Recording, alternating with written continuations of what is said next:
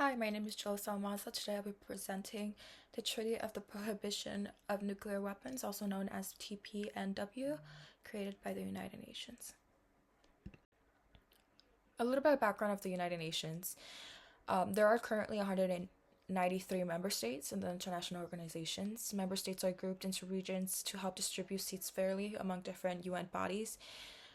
The current regional groups are 53 member states in the African group, 53 member states in the Asia Pacific group, 23 member states of the Eastern European group, 33 member states of the Latin American and Caribbean group, and 28 member states plus the United States in the Western European and others group.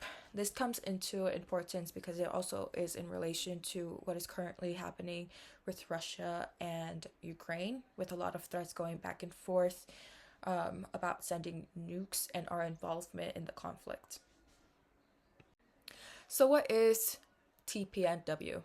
The Treaty of Prohibition of Nuclear Weapons entered into force in January 22nd, 2021. What it does is it is the first global treaty to prohibit nuclear weapons. It makes nuclear weapons illegal under international law and prohibits states from 1. Developing and testing, producing, manufacturing, acquiring, possessing, or stockpiling nuclear weapons. 2. Transferring or receiving nuclear weapons. And 3. Using or threatening to use nuclear weapons. A part of member states being a part of this treaty, it is important to reference the conflicts that's going around the world, especially the significance of our involvement in the Palestinian-Israeli war and the Russo-Ukrainian conflict. How it came about. The General Assembly of the United Nations convened a conference in 2017 to negotiate the TPNW. The treaty opened for signature at the United Nations in New York on September 20th, 2017. There are currently 94 signatories and 73 state parties.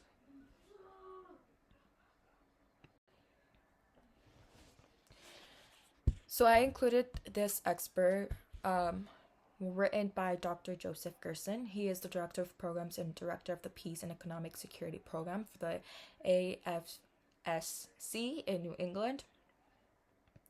He advocates for humanitarian rights and movements around the world. This comes a little bit about this expert is also it mentions the storming of the U.S. Capitol on January 6th in 2021 and Trump's involvement in this attempted coup. The expert reads, "These gatherings online and elsewhere stand in sharp contrast with the electric sense of fear felt by policymakers and others that President Trump might push the nuclear button in the immediate aftermath of his failed coup. With President Trump facing possible criminal conviction and terminal bankruptcy, and having the power to initiate nuclear war on his own authority, Nancy Pelosi had a good reason to press the chairman of Joint Chiefs and General Miley to ensure that President couldn't take us all with him as he went down. For several days, headlines focused on the danger of nuclear war, which should facilitate arms control and disarmament advocacy in coming months." This also comes with Donald Trump's statements about the Russo-Ukrainian war during his presidential campaign and what it means. Many netizens have responded, both in Ukraine and Russia. Again, the United Nations was worrisome that Trump would have been elected in this president campaign earlier this year or the coming years of this presidential election. His statements were bold and were very had an intent of us pulling out of our involvement in helping and aiding Ukraine. So I wanted to add this video into how the United States is portraying the Russo-Ukrainian war, um, and how politicians are informing the public of the next move. With more attacks overnight in Ukraine and in Russia, this war is escalating rapidly. But is this all a race to the finish? Ukrainian intelligence are now examining the wreckage of a new type of high-speed, nuclear-capable missile that Vladimir Putin launched last week.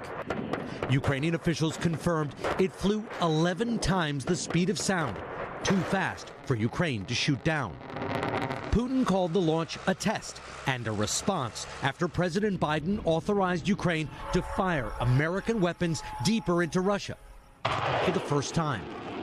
Putin, Zelensky, and Biden are all escalating, it seems, to secure stronger positions before President-elect Trump takes office. If I'm president, I will have that war settled in one day, 24 hours. This weekend, Trump's pick for National Security Advisor Mike Waltz signaled a new policy is coming. We need to bring this to a responsible end. We need to restore deterrence, restore peace. Many Ukrainians also want the war to stop, but they do not believe Putin would ever honor a deal. We joined a group of soldiers who call themselves the Witches of Bucha, now taking up arms. In a forest outside Kyiv, they're training in close combat, fully expecting one day Russian troops will make another push for Kyiv. 90% of this unit are women. Many of their sons and husbands are out fighting on the front lines, so they have stepped up, volunteering to defend the capital. Valentina, the soldiers only released their first names, is a grandmother. Her son and son-in-law are on the front lines. President-elect Trump says that he's going to wrap up this war in a day. Do you have confidence in that? I don't believe this war can be stopped with a negotiation, she says. Putin can't be trusted. In 3 to 5 years, he'll come back. Many Ukrainians I've spoken to expressed the very same sentiment, telling me that even if Trump is able to secure some sort of ceasefire, that Putin will just use the time to re-equip himself, rearm, and then invade again. Hey, thanks for watching. Don't miss the Today Show every weekday at 11 a.m. Eastern, 8 Pacific. Again, I wanted to include this video to show the betrayal and how media kind of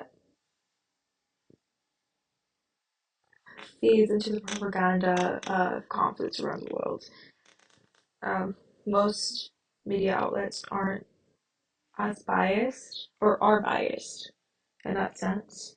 In the beginning of our readings, we have learned about the United Nations and how the member states contributed with treaties.